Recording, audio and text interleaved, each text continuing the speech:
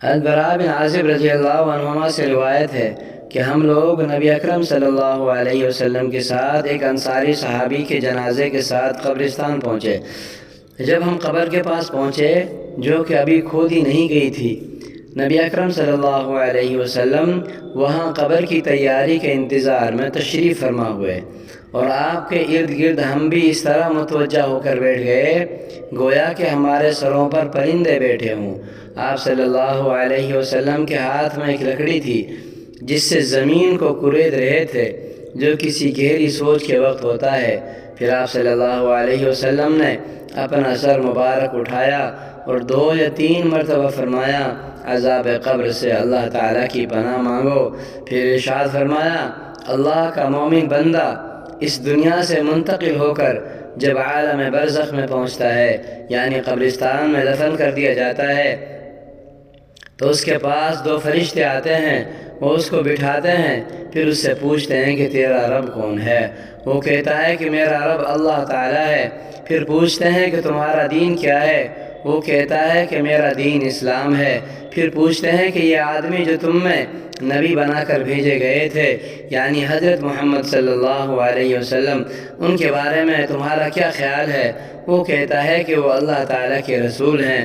فرشتے کہتے ہیں کہ تمہیں یہ بات کس نے بتائی؟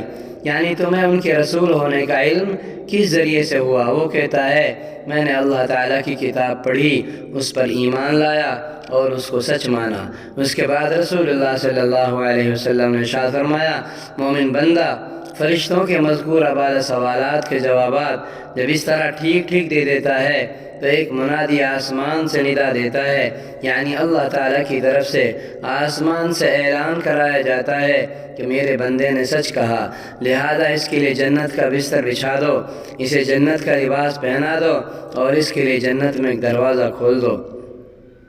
چنانچہ وہ دروازہ کھول دیا جاتا ہے اور اس سے جنت کی خوشگوار ہوائیں اور خوشبوئیں آتی رہتی ہیں۔ قبر اس کے لیے حد نگاہ تک کھول دی جاتی ہے۔ یہ حال تو رسول اللہ صلی اللہ علیہ وسلم نے مرنے والے مومن کا بیان فرمایا۔ اس کے بعد آپ صلی اللہ علیہ وسلم نے کافر کی موت کا ذکر کیا اور ارشاد فرمایا کہ مرنے کے بعد اس کی روح اس کی جسم میں لوٹائی جاتی ہے، اور اس کے پاس بھی 2 فرشتے آتے ہیں، وہ اس کو بٹھاتے ہیں اور اس سے پوچھتے ہیں کہ تیرا رب کون ہے؟ وہ کہتا ہے ہائے افسوس میں کچھ نہیں جانتا۔ پھر فرشتے اس سے پوچھتے ہیں کہ تیرا دین کیا تھا؟ وہ کہتا ہے ہائے افسوس میں کچھ نہیں جانتا۔ پھر فرشتے اس سے کہتے ہیں کہ یہ آدمی جو تمہارے اندر بحیثیت نبی کے بھیجا گیا تھا، تمہارا اس کے بارے میں کیا خیال تھا؟ وہ پھر بھی یہی کہتا ہے ہائے افسوس میں کچھ نہیں جانتا۔ اس سوال و جواب کے بعد آسمان سے ایک پکارنے والا اللہ تعالیٰ کی طرف سے پکارتا ہے کہ اس نے جھوٹ کہا۔ پھر اللہ تعالیٰ کی طرف سے ایک منادی آواز لگاتا ہے کہ اس کے لیے آگ کا بستر بچھا دو اور اسے آگ کا لباس پہنا دو اور اس کے لیے دوزخ کا ایک دروازہ کھول دو۔ چنانچہ یہ سب کچھ کر دیا جاتا ہے۔ رسول اللہ صلی اللہ علیہ وسلم نے ارشاد فرمایا، دوزخ کے اس دروازے سے دوزخ کی گرمی اور جلانے جھلسانے والی ہوائیں اس کے پاس آتی رہتی ہیں، اور قبر اس پر اتنی تنگ کر دی جاتی ہے کہ جس کی وجہ سے پسلیاں ایک دوسرے میں گھس جاتی ہیں۔ ابو داؤد شریف۔